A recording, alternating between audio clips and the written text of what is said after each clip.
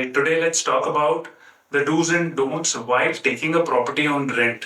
एक घर किराए पे लेते समय क्या चीजें करनी चाहिए और क्या चीजें नहीं करनी चाहिए, आइए देखते हैं. Hi, my name is Nabil. Welcome to Elite Homes by Nabil. Today we'll talk about the do's and don'ts while taking a property on rent. Let's talk about the essential points because in cities like Mumbai, Gurgaon, Pune, Bangalore, यहाँ पे it is extremely difficult to find a perfect house. Perfect house तो छोड़ो, घर मिलना ही बहुत बड़ी बात होती है rent पे because it is all about supply and demand. And in cities में the demand is very high and supply is very limited. So to find your perfect match, what are the things that you should do? What are the things that you should not do? आइए देखते हैं. Let's start about do's while taking a property on rent. ठीक है? पहली चीज है research the neighborhood.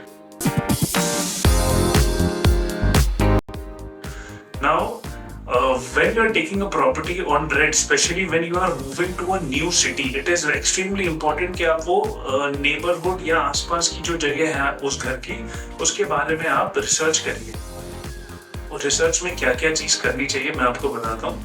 पहली चीज कि वहाँ पे पानी का कनेक्शन है या नहीं, प्रॉपरली ऑन टाइम आता है या नहीं.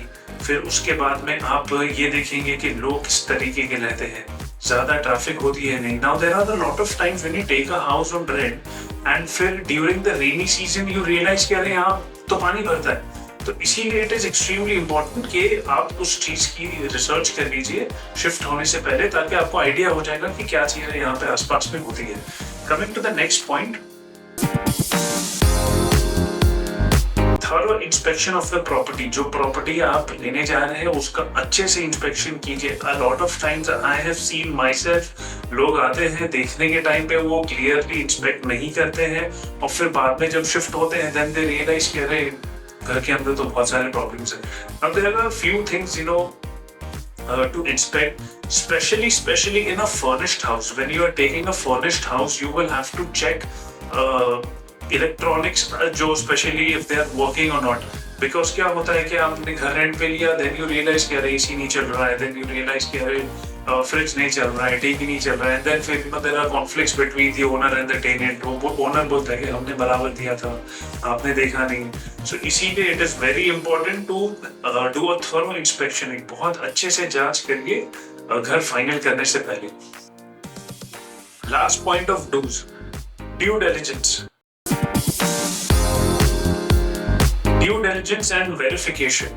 पहली चीज है, अगर लेट्स से आपने घर फाइनलाइज कर लिया है तो आप ये वेरीफाई करिए कि वो ओनर जो है कि जो दावा कर रहे हैं कि वो उस घर के ओनर है वो एक्चुअली ओनर है या नहीं. That is very important because कई बार ऐसे 2-3 बार स्कैम्स भी हो चुके हैं दैट लोग उसके फ्लैट के ओनर्स थे ही नहीं एंड देन डिपॉजिट और रेंट वो टेनेंट के चले गए. तो वो कैसे करते हैं टेल यू. आप सोसाइटी में जाके वेरीफाई कर सकते हो, आपने जाके नेम प्लेट में चेक कर सकते हो किसका नाम लिखा है, आप सिक्योरिटी गार्ड से पता कर सकते हो कि ओनर कौन है. That is very important. Now due diligence में there is one more part which includes legality. Basically that is the highlights of the agreement. आप अग्रीमेंट का फाइन प्रिंट पढ़िए, उसके अंदर क्या क्या चीजें लिखी है. बिकॉज आप ऊपर से पढ़ लो एंड देन फिर लेटर ऑन यू रियलाइज कि अच्छा और भी टर्म्स एंड कंडीशंस है. You have to be very clear initial stage पे ही so that later on there are no conflicts. Now ये तो हो गई do's की बातें. अब ये जो चीजें हमें करनी चाहिए, अब क्या चीजें हमें नहीं करनी चाहिए. Let's talk about the don'ts. तो starting about the first point, don't delay your decision. A lot of times I have seen very good clients that come to me. और ऑप्शंस के चक्कर में ना they lose on good properties. Unnecessary अगर आप delay करते हो कि अच्छा नहीं और दिखाइए तो उसके चक्कर में ना प्रॉपर्टी आपके हाथ से निकल जाती है. आई हैव सीन एक घंटे के बाद लोग अगर रिप्लाई करते हैं ना तो उस चक्कर में उतनी देर में 1 घंटे के अंदर वो फ्लैट हाथ से निकल जाता है. And again coming back to these cities like Mumbai, Bangalore, then Gurgaon, यहाँ पे फ्लैट्स go like this, आपको पता भी नहीं चलेगा and then you regret कि अरे वो अच्छा घर हाथ से निकालेगा. So unnecessary अपने डिले को डिसीजन को आप डिले ना करें. Coming to the next point, don't overlook safety and security. is so I suggest all my tenants जिन्होंने भी मुझसे घर लिया है, मैं उनको ये चीज हमेशा बताता हूँ कि आप हमेशा अपना सेफ्टी लॉक आप खुद लगाएं वहाँ पे, बिकॉज वो रेंट वाला घर है एंड गॉड नोज वो कितने सालों से तो कितने टेनेंट्स के पास में उसकी चाबी बनते बनते आई होगी। तो हमेशा आप अपना लॉक्स में लगाएं और do not forget to do this because I think एक दो incidents भी हुए थे, God forbid nothing happened with me, but एक दो जगह मैंने देखा था that you know some previous tenants started coming and living in the house. तो to avoid such a situation, do not ignore safety. अब हमेशा अपना padlocks में वो ताला लगा देना।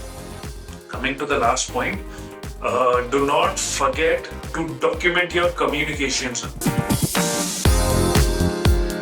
आपके जितने भी कम्युनिकेशन हो रहे ओनर के साथ में, आप हमेशा उसे व्हाट्सएप पे या टेक्स्ट मैसेज पे डाल के रखें, बिकॉज कई बार ऐसा होता है कि फोन पे बात हो जाती है, then months later or even years later फिर देन वो याद नहीं होता है, then you know either of the party says कि अरे हमारी उस टाइम पे वो बात हुई थी, but nobody remembers क्योंकि वो डॉक्यूमेंट नहीं था। तो always document all the your communication with the owner to avoid future conflicts. कई बार ऐसा होता है कि misunderstandings भी हो जाती है, कोई उस चीज में गलत नहीं होता, बस to avoid misunderstandings आप हमेशा उसको चीज को डॉक्यूमेंट करके रखिए अपने कम्युनिकेशन को। तो I hope you know I have given a brief understanding कि you know what things to be done, what things not to be done, you know while taking a flat on rent. And video पसंद आया तो please like share comment करिए। कोई आपको queries है तो again आप कमेंट करिए, I am sure I will you know answer you back on the comment section itself. And video पसंद आया तो शेयर कर लो, एंड जिसने सब्सक्राइब नहीं किया प्लीज सब्सक्राइब।